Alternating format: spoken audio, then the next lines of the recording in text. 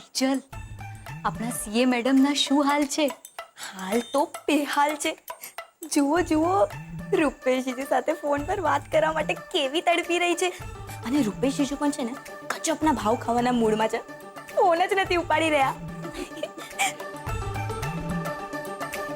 જોજો, હમણાં છે ને ગુસ્સામાં ફોન કટ કરશે અને કહેશે બહુ ભાવ ખાઈ રહ્યો છે.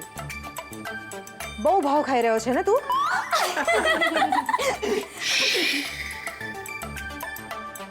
તમે ત્રણે અહીંયા શું કરી રહ્યા છો? સેજલની મસ્તી જુઓ. એ રૂપેશ જીજુ સાથે વાત કરવા માટે કેવી તલપાપડ થઈ રહી છે. કિંજલબેન, વાત કરવા માટે નહીં પણ સોરી કહેવા માટે. અને પપ્પા, અમે અને રૂપેશ જીજુ આજે નક્કી કર્યું છે કે સેજલ દીદીનો ફોન તો ઉપાડવાનો જ નથી. આમ ડિરેક્ટ એન્ટ્રી, સરપ્રાઈઝ. અને સેજલ દીદીની આંખો છે ને આમ ફાટીને ફાટી રહી જવી જોઈએ. અને પછી છે ને સેજલબેન બોલશે, રૂપેશ તું. ઠીક છે ઠીક છે, તમે તમારે કરો મસ્તી. પણ હા, એક વાત યાદ રાખજો, સેજલને પાછો ગુસ્સો ના આવી જાય, નહીં તો નાક ચડાવીને ઊભી રહી જશે. હા, એ તો એમ કહેશે કે તમે બધા એક થઈ ગયા અને મને પાડી દીધી એકલી. ચાલો ચાલો કરો. સારું, હવે તું પણ જો. હું પણ વાત નહીં જ કરું. તારે ભાવ ખાવો છે ને? ખાવ.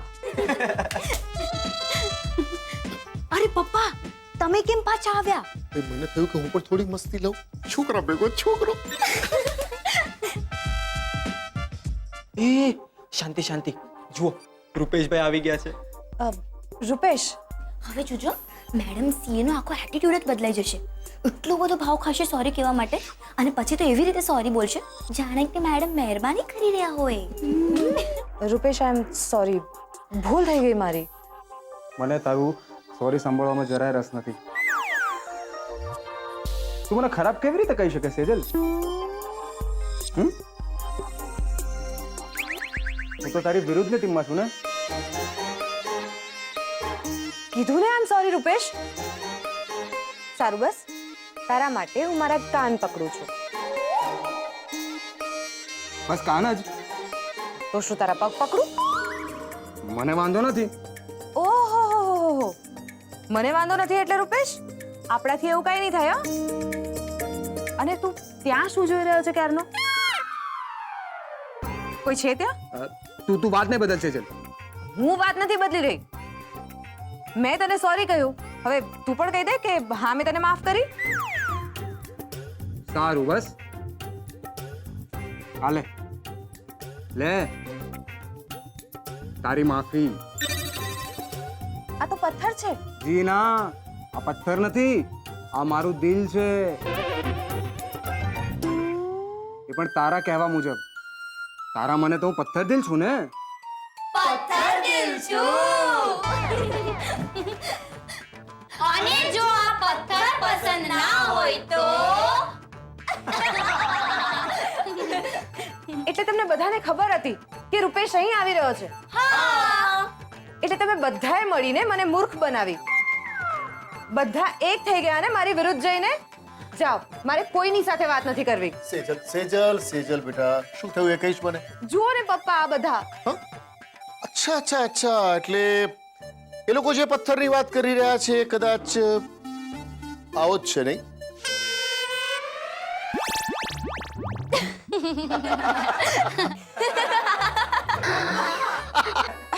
પપ્પા, શું સીએ મેડમ, હવે ખબર પડી જ્યારે આપણે સામેવાળા માણસને હેરાન કરીએ ત્યારે કેવું લાગે? હા હા, તને સોરી, તમને બધાને કાન પકડીને સોરી.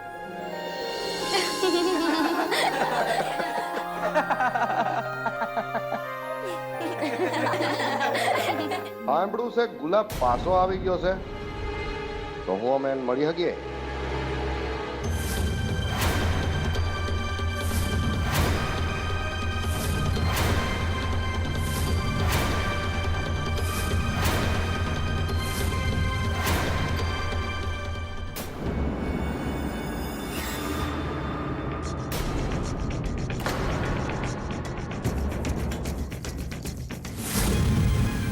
મારો પ્લાન ફેલ કરવામાં જેણે પણ ભાગ ભજવ્યો છે, અમે અંદર આવી શકીએ અંકલ?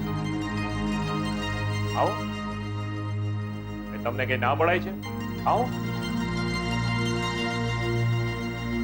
તમે અમને બોલાવ્યા અંકલ? શું થયું? શું થયું પૂછે છે?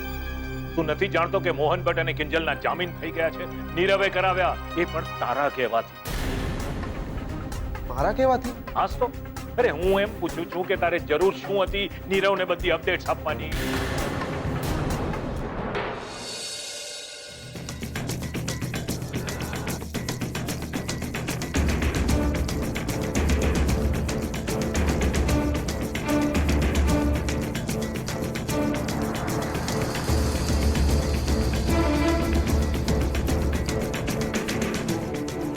ઓ રસિકાબેન, હાલો ને પતાવો ને ભાઈ. અરે મારે ગુલાબ સિવાય બીજા ઘણા કેસ છે. જુઓ, તમને તમારા સમયની ચિંતા છે અને મને ચિંતા કંઈક જુદી જ પ્રકારની છે. ક્યાંક ગુલાબ પાછો તો નહીં ભાગી ગયો હોય ને? નહીં નહીં, એવું નથી. ગુલાબ બસ આવતો જ હશે. ગુલાબ, ગુલાબ. હા પાડો પાડો, હજી જોરથી બરાડા પાડો. એટલે ઓલું ગભરું પારેવડું નો ડરતો હોય ને તો ડરી જાય. રસિકાબેન, હું તમને શું કહું છું કે આપણે છે ને આ જાહેર સભા કરવા કરતા અંદર જઈને ગુલાબારે વાત કરી લઈ. એટલે શું છે, બધું ત્યાં વાર્તા ઈ જે કરવાનું હોય ને બધું કરી દઈએ. હા, એને બોલવાની થોડી છૂટ રહીએ. અરે બધા એની વચ્ચે જે બોલવાનું હોય છે ને તો નહીં બોલી શકે. જી ના.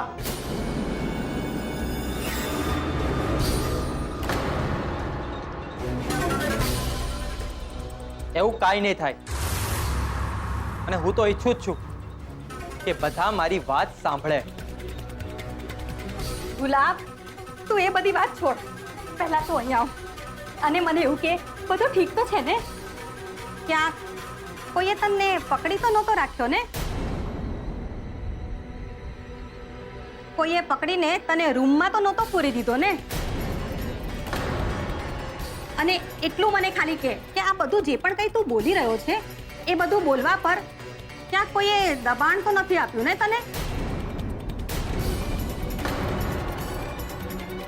જી ના, એવું કાંઈ નથી. હું અહીંયાથી આ ઘરેથી મારી મરજીથી નીકળી ગયો હતો.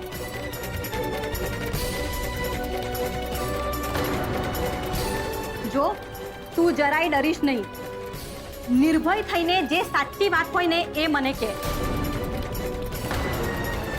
જો હું તારી સાથે જ છું અને એટલા માટે જ હું તને મળવા માંગતી હતી.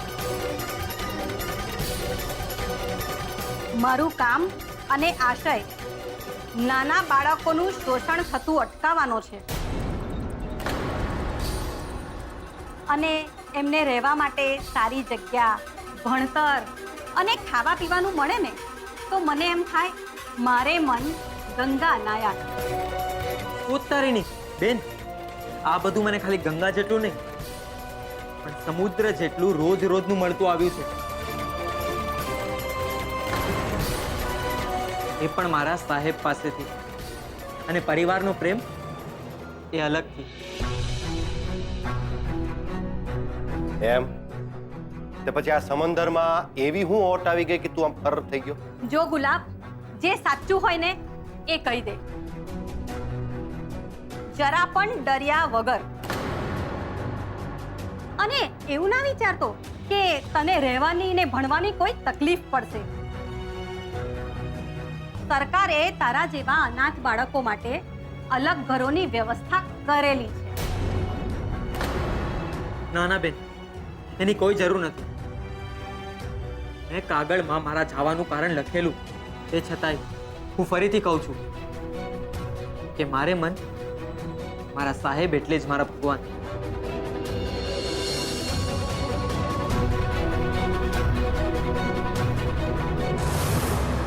પણ આ ઇન્સ્પેક્ટર શર્મા એ એવું કહી રહ્યા છે કે મારા સાહેબ અને કિંજલબેનને બાળ મજૂરના આરોપમાં જેલમાં જવું પડશે.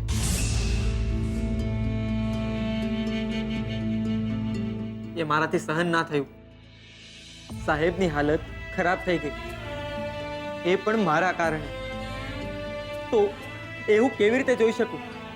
એટલે બસ મેં નક્કી કરી લીધું, જો હું અહીંયાથી ભાગી જઈશ ને તો કિંજલબેન અને સાહેબ બંનેને મારાથી છુટકારો મળી જશે.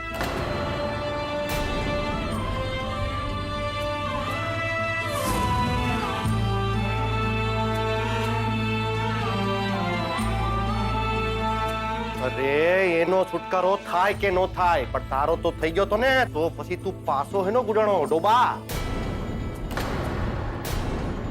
કારણ કે મને ખબર પડી કે મારા ગયા પછી તમે મારા સાહેબ અને કિંજલબેન બંનેને બહુ તકલીફ આપી હતી.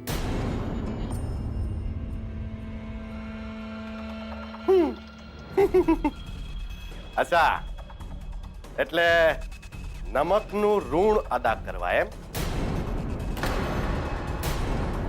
પણ એક વાત તું કાન ખોલીને સાંભળી લે છોકરી, તું ગમે એટલા દમ પસાડા કરી, પણ હકીકત ઈ છે કે તું અનાજ છે.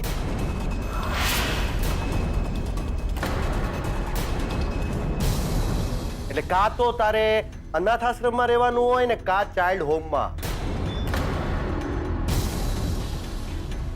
ये સરકારી. હા, મોહન ભટ્ટ હારે તું રહી નહીં હકી. ના એટલે ના જ.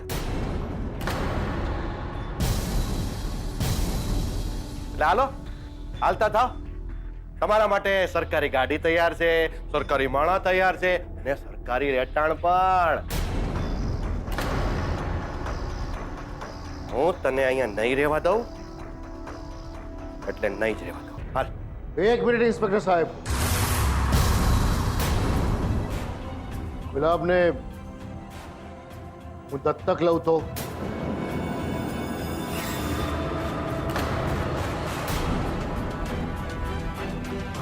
તો પછી તમે કોઈ કાળે ગુલાબને મારી સાથે રહેતા રોકી નહીં શકો, ખરું ને શર્મા સાહેબ?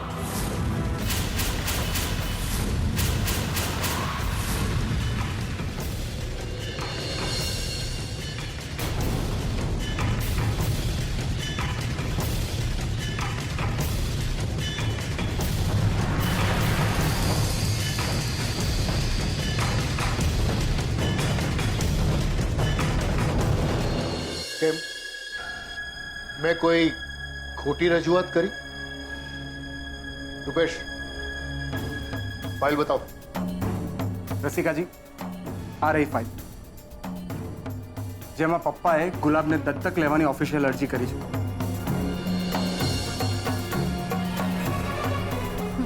અને અમે એક સંસ્થા સાથે પણ વાત કરી લીધી છે. કાગળ આ પણ પ્રોસેસમાં જ છે, તમે જોઈ લો. અને આ અમારા વકીલ તરફની અરજી છે,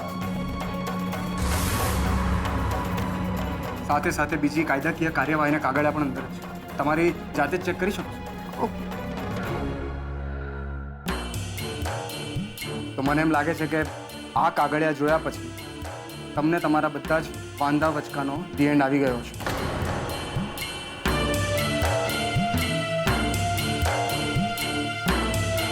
બધા જ કાગળિયા એકદમ પરફેક્ટ છે ઇન્સ્પેક્ટર શર્મા. સૌથી વધુ ખુશીની વાત તો એ છે કે આજે એક બાળકનું ભવિષ્ય સુધરવા જઈ રહ્યું છે.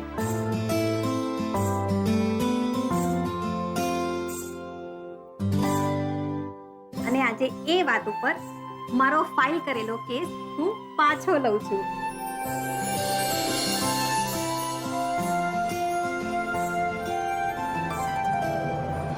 એ રસિકા બેન, આ તમે શું કરો છો? આ લોકોની વાતમાં ક્યાં આવો છો?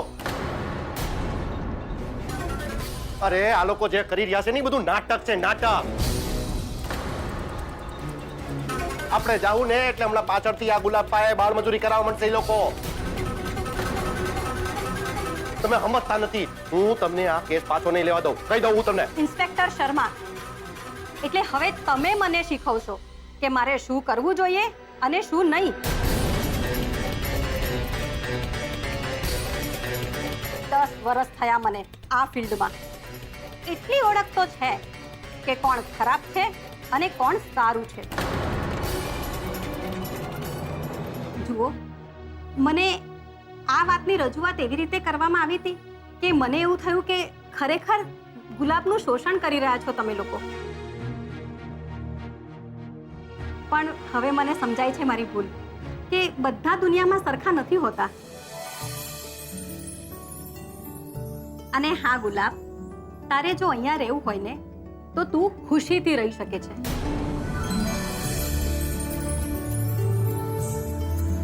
અને દુકાનમાં મદદ કરાવી હોય તો એ પણ કરી શકે છે, પણ ફક્ત મદદ, હા, કામ નહીં. અને ભણતરના ભોગે તો બિલકુલ નહીં, સમજ્યો?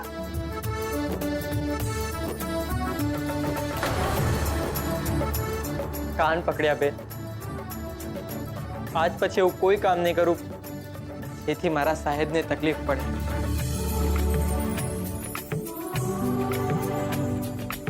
સરસ.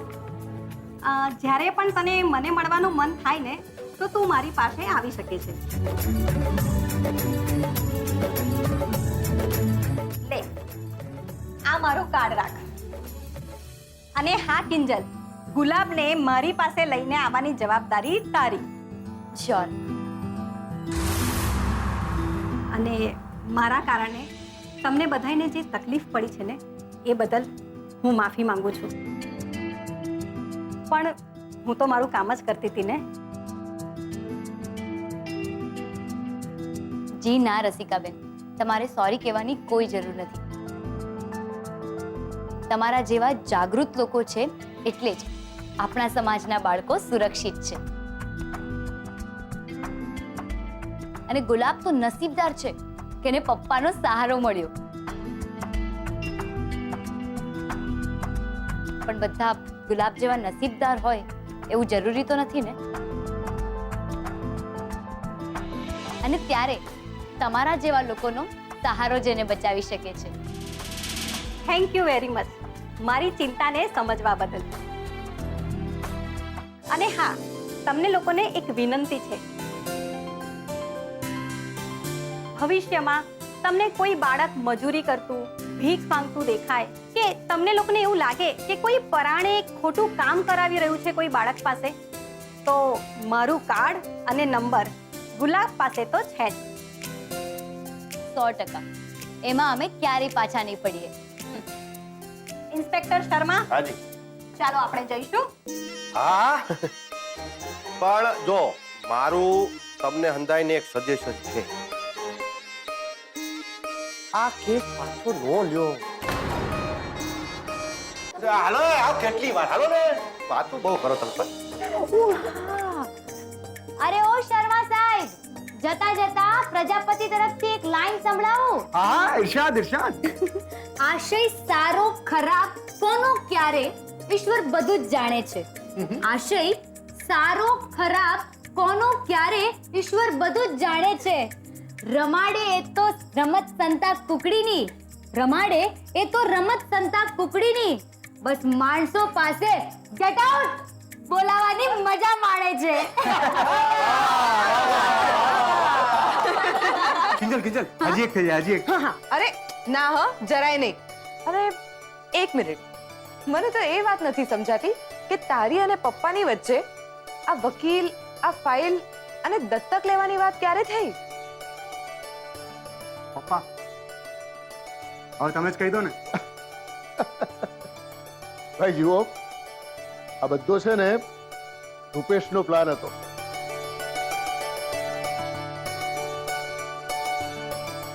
એ બેંગ્લોર ગયો ને ત્યાંથી દર 15 મિનિટે ફોન કરીને પૂછા કરતો હતો અને અહીંયાની જે સ્થિતિ હતી એ પ્રમાણે તૈયારી કરતો હતો.